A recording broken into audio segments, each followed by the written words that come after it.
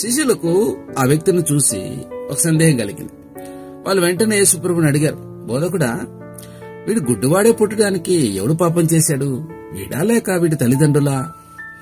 ఆ కాలంలో ఇలాంటి అంగవైకల్యాలు పాపం యొక్క శిక్షగా భావించారు.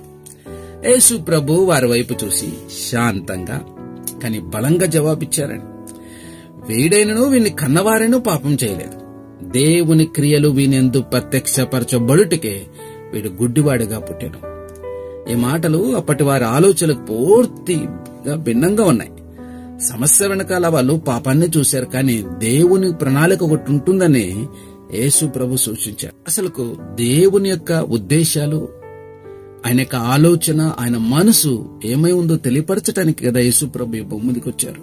యేసు ప్రభు ఆ మాటలు తన శిష్యులకు చెప్పిన తర్వాత అక్కడి నుంచి వెళ్లిపోలేదు. ఆయన నేలపై ఉమ్మి వేసి ఆ ఉమ్మితో కొద్దిగా